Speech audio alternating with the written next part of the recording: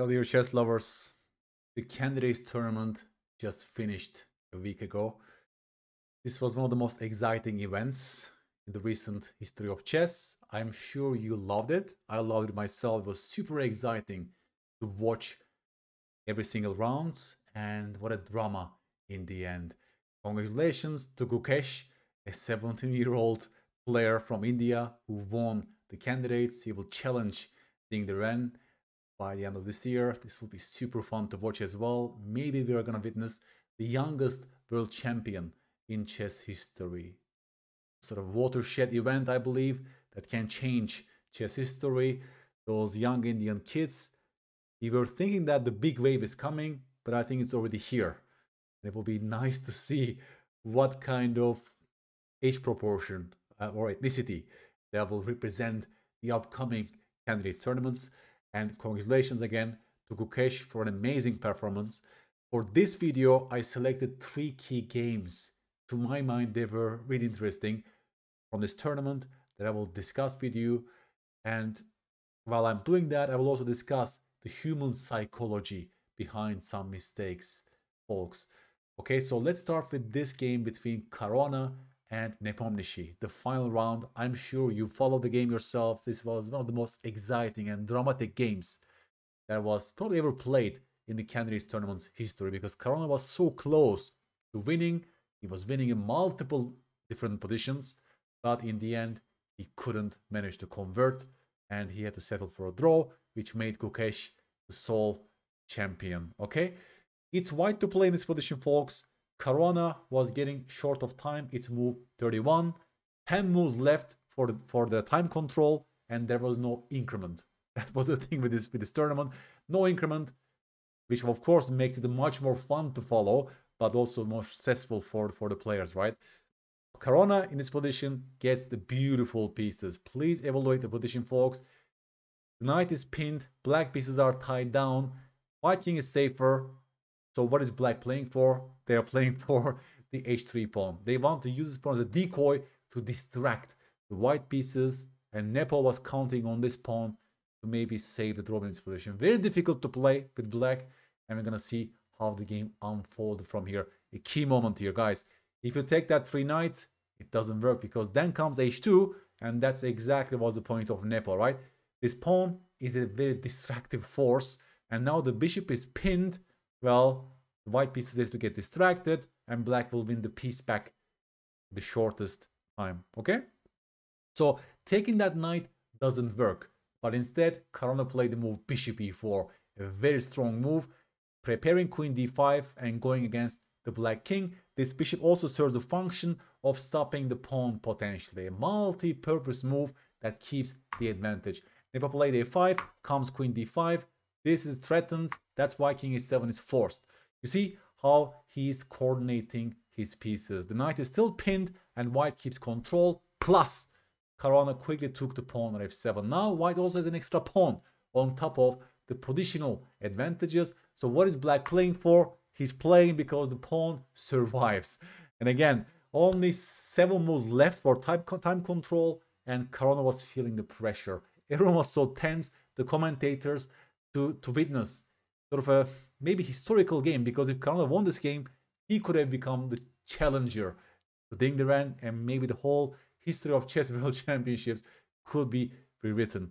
In this position, folks, Caruana played the move queen h7, a very strong move. The queen stops the pawn, but also keeps the pin on the 7th rank.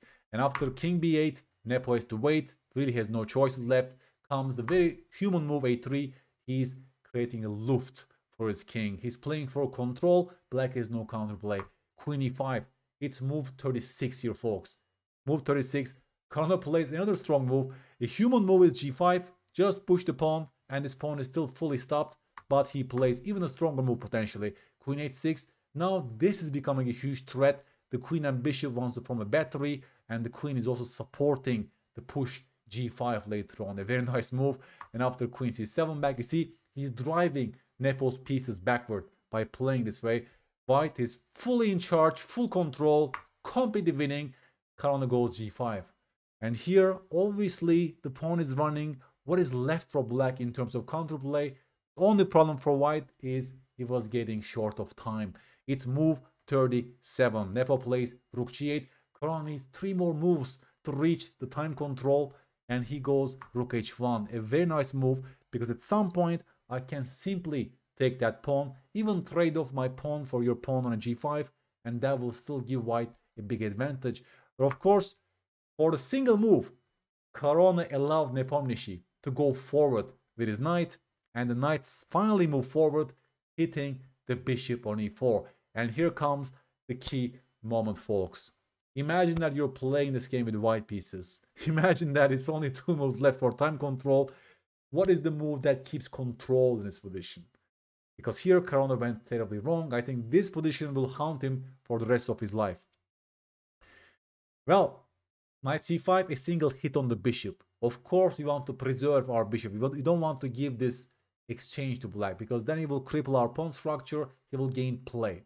What is the move that keeps control in this position, to control that knight fully? Yes, folks, a very simple retreat.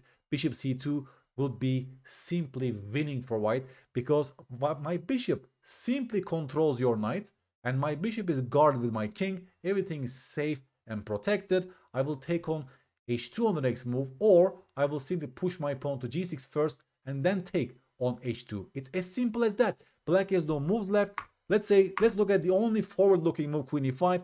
I can play queen b6 check, and your position collapses. You see, in this position, the queen is also tied down on that pawn. The rook is not doing anything on the g8 square. My pawn is going to be rolling very soon.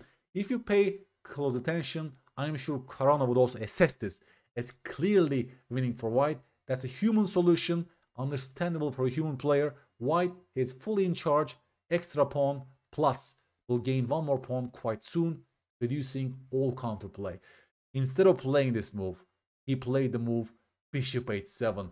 This is sort of a, cutoff syndrome perhaps, guys, or, maybe he was confusing himself. Maybe he thought that, hey, bishop c2 looks great, but I find that even stronger move. Maybe something like this was going on in his mind, you see? Like Lasker's dictum, if you see a good move, look for a better one. Maybe he thought that this was even stronger, because you're hitting the rook, and after the rook moves, you can either play g6 or maybe take the pawn on h2 on the next turn, right?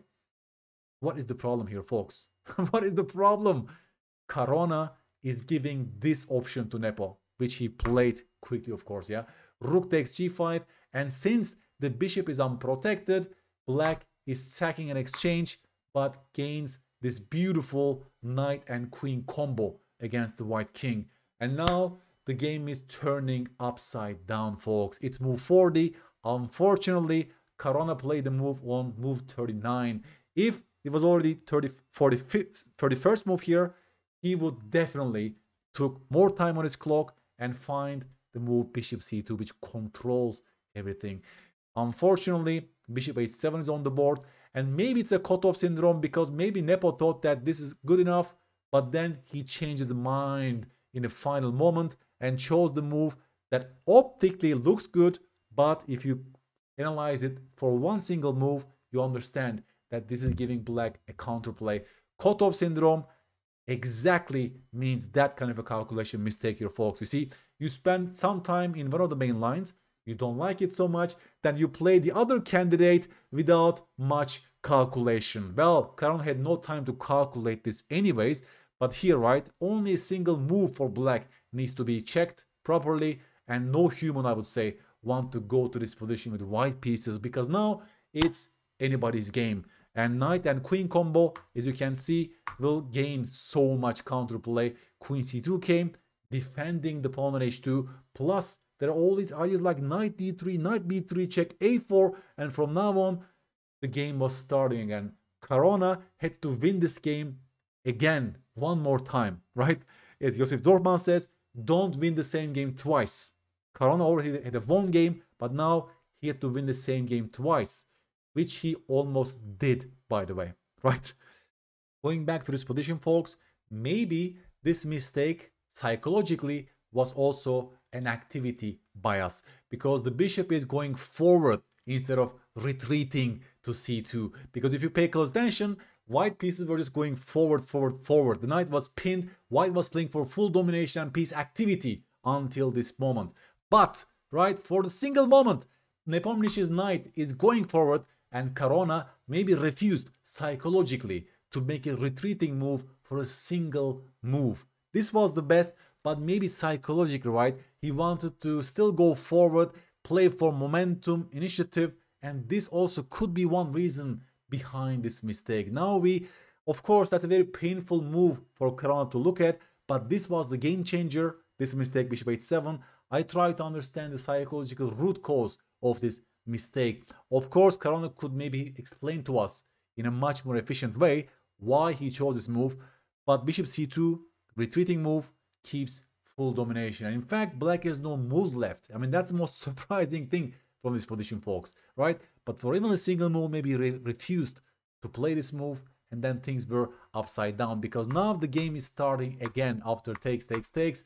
No one knows what's going on here. Suddenly it became a 3-result game. If white wasn't careful, Nepo could have also won this game, and obviously we lost control, right? That's the common conclusion. From that position of bishop c2, we have full domination. We lost control. Now we had to be much more careful. Caruana actually won the game second time and only managed to draw it in the end because he couldn't find one engine line, which was very difficult to find in time trouble. But he induced that difficulty on himself by going to this line, which was objectively winning for white, but very difficult to play in a practical game. Folks, to my mind, one of the key games in this tournament is the game between Nepo and Abasov. That was played in round 8 here, folks. Nepo already had a lead in the tournament. He was leading the tournament, and he was playing with the white pieces against Abasov.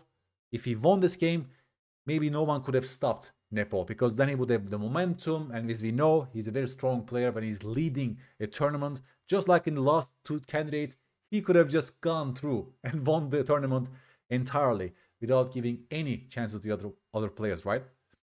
This game is beautiful because Abasov showed an amazing class when it comes to defending a bad looking position. Beautiful calculation. I will show you the moves here with the black pieces, how he managed to draw against Nepomniachtchi from this position, because Abasov finished last and Gukesh beat him twice, and that made the whole difference in the end, right? Interestingly, Nepo could not beat Abasov.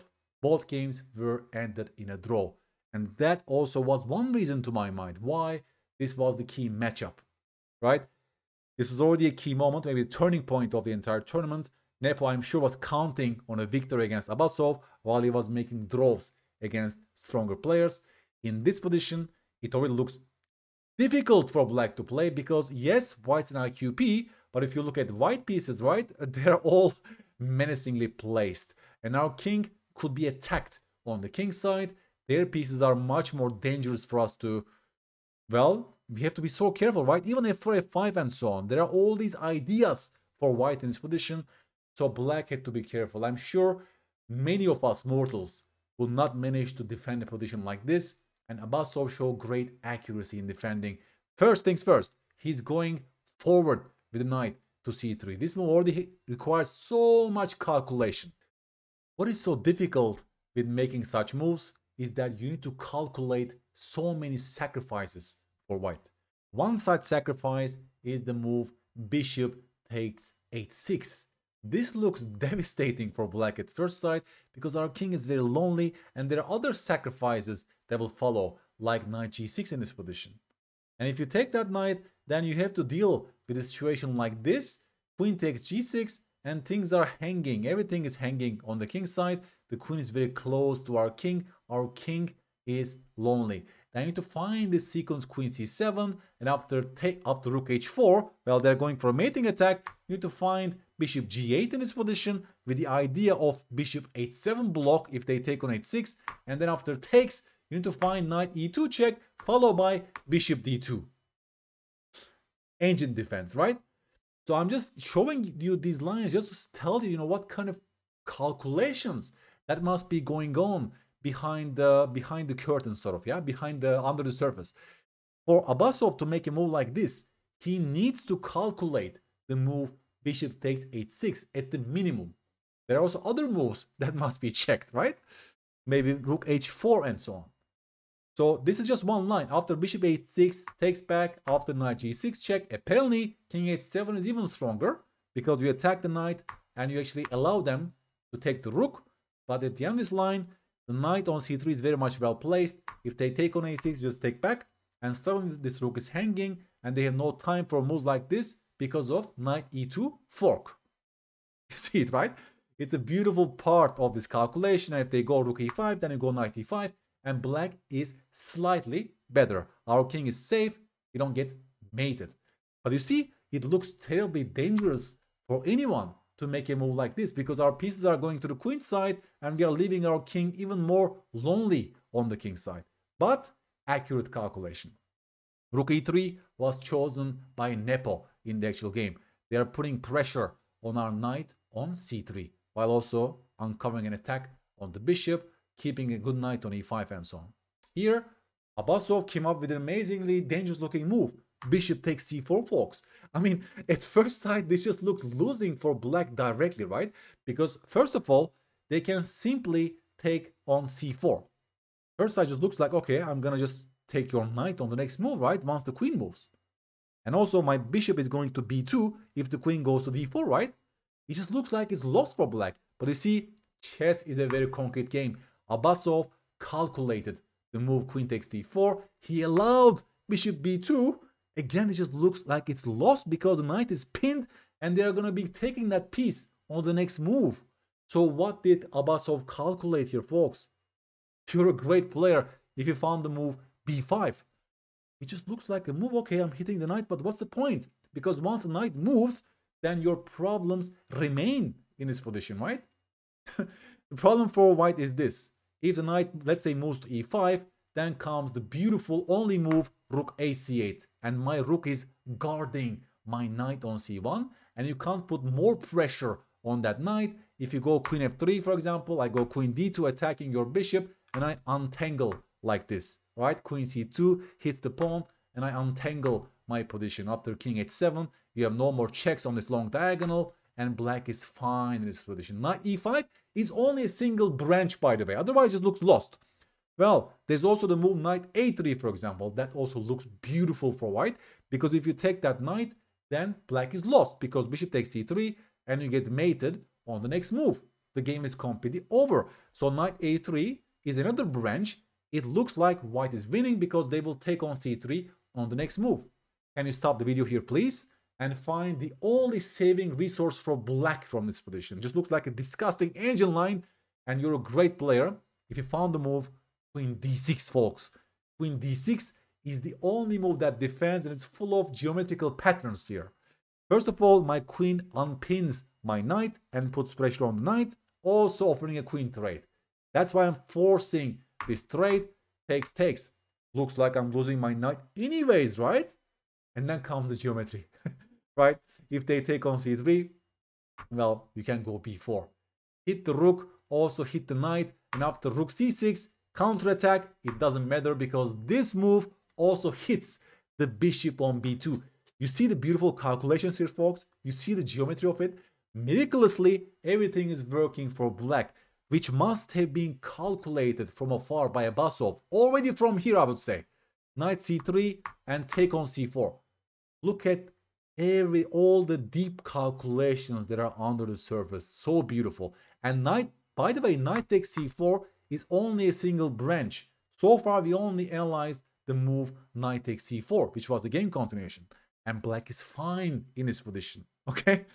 There's also the other move to calculate, which is b takes c4, which also looks devastating for black at first sight, right? Because that knight is almost trapped. They are putting so much pressure on our position. All these attacking motifs are still in the air. They have a good knight. Now they also restricted our knight from this escape square. It looks like our knight is stranded, but then comes queen takes d4 anyways. And you allow bishop b2. Well, the same problems on the long diagonal, and comes the only move to survive for black. Can you find it, folks? What is the only move that survives with the black pieces? You're a great player if you found the move rook a e8, because the point is this. Your knight on e5 is also hanging, so you have no time to capture twice on c3. But you allow the move knight takes f7 in this position, right? Because if you take the knight back, your rook on e8 is lost. You see, black must have calculated the entire thing because king h7 is the only move and there is no check to follow on this diagonal, and black is fine in this position after queen f6, and white cannot do anything against our pieces. Bishop e5 back, let's say, knight g4, that's the best white has, and we end up in this position and black is totally fine in this rook endgame.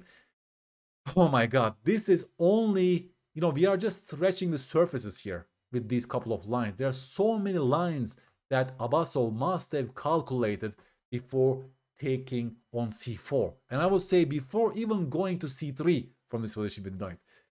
Just shows us, what a beast. Those players are beasts when it comes to calculation in chess. They're so precise, they're so concrete. If it works, then they go for it. They don't have such biases and hand waving and so on, right? See how he calculates. And this is actually the turning point to my mind for the entire tournament. If Nepo won this game, then I'm sure it will be very difficult for anyone else to catch up after round 8 with him. It will be very difficult for other players. Okay, so b5 is actually a beautiful move. Only move to survive. I will show you how this game ended. Rook c3 takes. That's a long game. c3. You see, Abasov is still playing very, very carefully. Come bishop d6 now, offering this trade after bishop e5. Queen f4 offers a queen trade, and white must oblige, which means the king is very secure. And this endgame is still slightly better for white actually because of their, let's say, better pieces, right? They can actually invade the 7th rank and so on. Black has to be careful even here, but Abasov found all the good moves to survive in this position. Again, white is better because their bishop is better, our bishop is tied down, but Abasov showed some nice moves in the endgame, despite this was looking shaky at some point, right? For example, rook c6, it looks bad for black, and he finds the only defensive move, rook b8, to be able to survive this long and grinding game, basically. Yeah, so like this, he activates the rook. Now the rook is coming to e2, and white couldn't find anything better than this. He sacrificed the pawn to activate the rook, and this game ended in a draw like this. It was a long suffering for black, but he fought like a real fighter with the black pieces. Did not make Nepo's task easier to play for a win for white, and very impressive saving defense from Abasov that actually had a big impact on the entire standings of this tournament. As I said, Gukesh beat Abasov 2 times, but Nepo did not manage to win a single game against Abasov in this tournament. So this game was underappreciated to my mind, but to me this was the turning point. One of the turning points of the entire tournament. Also shows us what a beautiful game of chess is. So deep, so complex, and if you're a great calculator, then you can find your ways from those positions. Defending is a very concrete business in chess. Good defenders are very great calculators, just like Nepo and Nakamura. They're also great defenders. So Abasov in this game shows us if it works concretely, then they don't shy away from entering those lines. And finally, one game of Gukesh against Firouzja that caught my attention. Gukesh's victory against Firouzja in the penultimate round was the key for his victory of this tournament. This was the key game. Firouzja played actually very well in the opening and the middle game to reach a position like this. He actually formed the king side pawn majority. Although his king is also a little bit exposed, if white waits, then black will push further on the king side to start an attack against the white king. But of course, white has compensation and great activity on the open d file. Lots of endgames are bad for black because of these weaknesses on the queen side. Thus, black need to play carefully. And here, Gukesh found a very nice positional move here, folks. You can stop the video and please tell me what Gukesh have played in this position. As I said, black, if given time, they want to push pawns on the king side to create an attack against the white king and activate their pieces. So Gukesh found the beautiful move f4, and yes, this move gives protected passed pawn to black, but it also gives this blockading square for the knight on f1. The knight will be a hero on a3, and you're stopping black from pushing the king side pawn majority. You're safeguarding your king, also giving a square for your king just in case This is a move that is very human to me, and it's a very typical pattern in those structures, and many players would never play a move like this because they think that this is too much of a long-term advantage for black. But here, piece activity is more important. He's stopping black's counterattack on the king side, and if given time, white will create beautiful harmony between his pieces. Firouzja must have played much more carefully from this position to gain some play. It's already a critical moment here for black, guys. If given time, white will create a beautiful blockading structure with knight e3. Firouzja chose g5 in the actual game. This also looks logical, but in fact, the machine is giving us the move e3. Full positional pawn sacrifice for the sole purpose of activating their knight on e4 and stopping this full blockade on the closed e file. That's a very difficult move for a human to make, but once you saw how the real game went, I think you'll appreciate, folks, the real value of this positional pawn sacrifice. Because let's say after rook d3, rook e8, you can take on e3, yes, because I will take on e3 myself, and after take back, I will not exchange the queens. I will enter with my queen to b4, and now, right, you see, the knight is coming to e4, the knight is still on f1, there is no blockade on a3, the white king is more exposed, and white has to find the only move, queen d2, to survive here, because if I take my queen, then I do this move with check, and then I take on d2 with a better game. But after queen d2, no queen trade, queen c5, and black is gaining beautiful activity with that knight on e4, queen and rook combination, and stopping white from achieving the harmony which Gukesh achieved in the actual game. That's my point.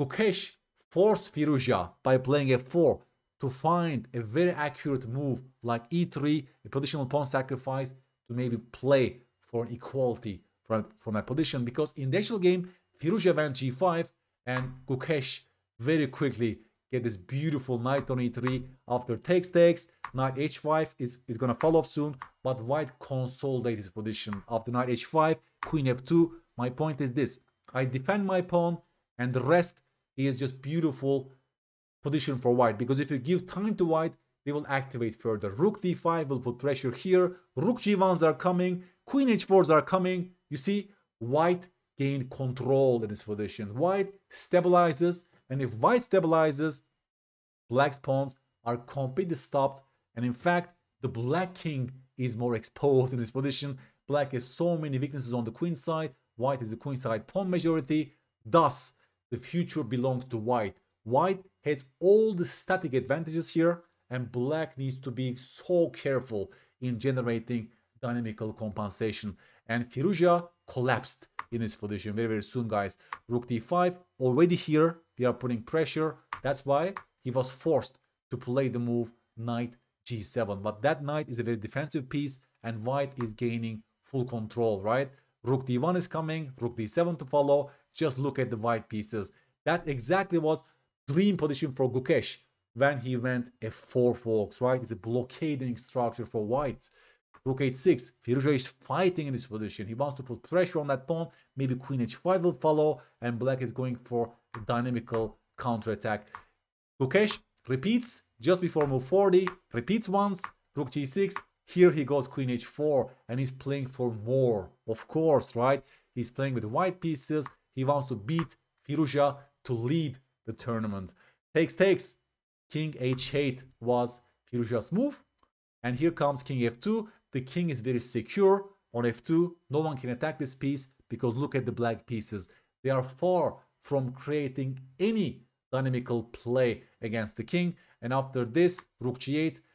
Best one was queen h6 here, but Gukesh went queen g5. And again, Firouzja missed the moment here. There's only one move that keeps black in the game, folks. If you pay close attention, I will take on f5 on the next move. Things are about to collapse for black. So black needs to bite the bullet and go for dynamism here with knight e6, hitting the queen. And after queen takes f5, no queen trade. Black must have found the move queen g7, and this queen is now forming a battery on the g file to organize counterattack against the white king. So much so is that white is forced to play queen e5 and go for a queen trade. But here, if black is playing carefully, black will save the draw in this position, folks. After takes, I can take on f4, and this position, even though it looks actually better for white still, black can hold with best play. It's material equality, and despite the fact that those pawns are weak, black will save this game. But you see, Firouzja must have been on this defensive mode and had to be so accurate from this position to be able to save the draw, but he was having a very bad tournament. Psychologically, it was very difficult for him to find all these resources to cling onto a draw in a position like that, and he collapsed, as he oftentimes did in his tournament after move 40. Firouzja lost so many games similar to this one. He went wrong here with queen g6, because why? Now after the queen trade, there is zero counterplay against the king on f1, but look at the white pieces, right? Beautiful rook, beautiful knight, and I will show you how Gukesh converted this advantage. A beautiful move, not only attacking the pawn, but also preparing knight d5. And now, you see, it's an endgame grind for white. White is so much better, and Firouzja's task was very difficult, right? Knight d5, nice. Defending f4 while also improving the knight on this beautiful outpost on d5. Well, we are coming to a key moment here, guys. Rook b6 was the game continuation. I will ask you a very, very important question very, very soon, guys. Please bear with me. Knight c2, rook b7. And here comes the key question. Calculation moment here, please, folks. Is it working for black, this check on e3? You will stop the video here and figure out for yourself. e3 looks like the pawn is running with the help of the knight check on d4 and the rook on e8. I want you to calculate this check on e3. What was Gukesh's idea? Well, it looks like it's counterplay, right? So what was Gukesh counting on in handling this check on e3? You're a great player if you find the entire sequence. King e2, knight d4 check. If the king drops back, then it's just a draw with knight checks. So the king has to go forward to d3, and you're allowing this pawn to reach to e2 here, folks. The pawn is about the queen. So what did Gukesh see in his position? You tell me. You tell me. Of course, he saw the Arabian mating pattern here, folks. Knight f6, and no one can stop the mate on h7 anymore. I invite you to make a queen, and you get mated on h7. You see? Beautiful. Pattern recognition, checkmate patterns, and also concrete calculation. In this case, e3 is not dangerous because the king will stay in front of the pawn, and if you go here, I move forward. This is not dangerous for me because of this.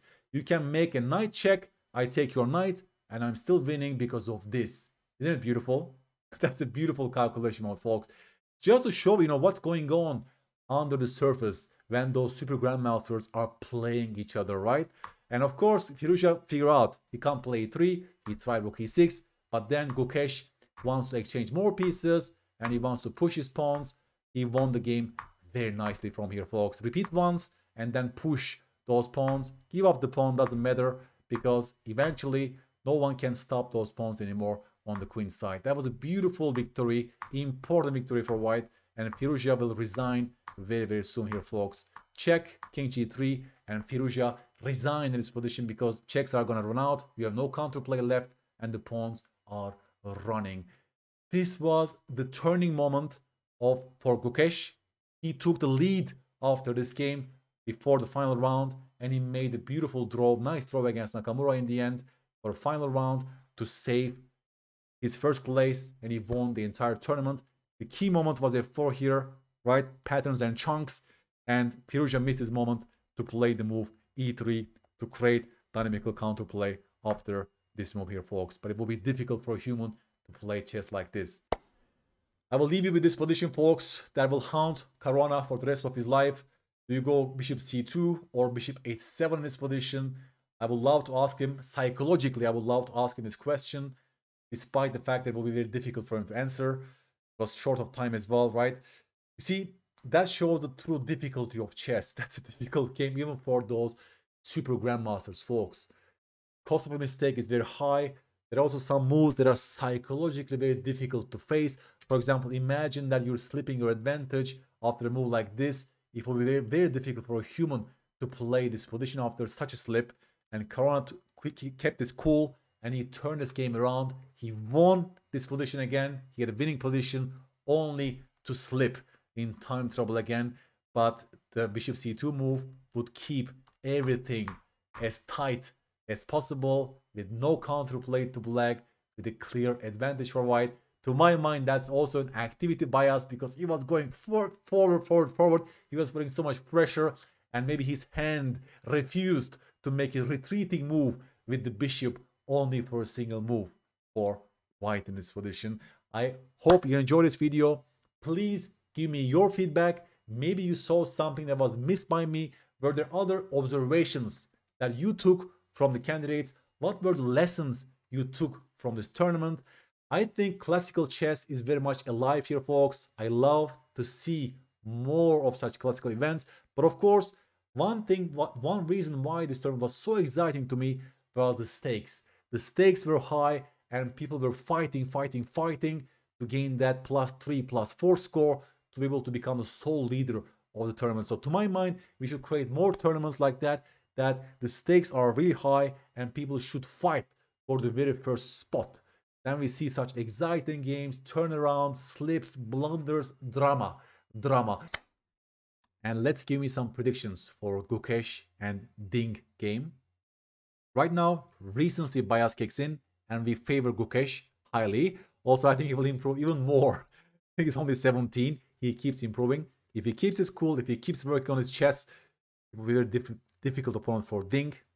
And I hope that Ding will have a comeback and maybe reignite his passion for the game and show us that Ding that was around 2019, that Ding was maybe as strong as Magnus Carlsen at that time. That will be a beautiful game match to watch. I'm looking forward to it, folks. Please give me a like and subscribe if you like this video, and I will catch you on the very next episode.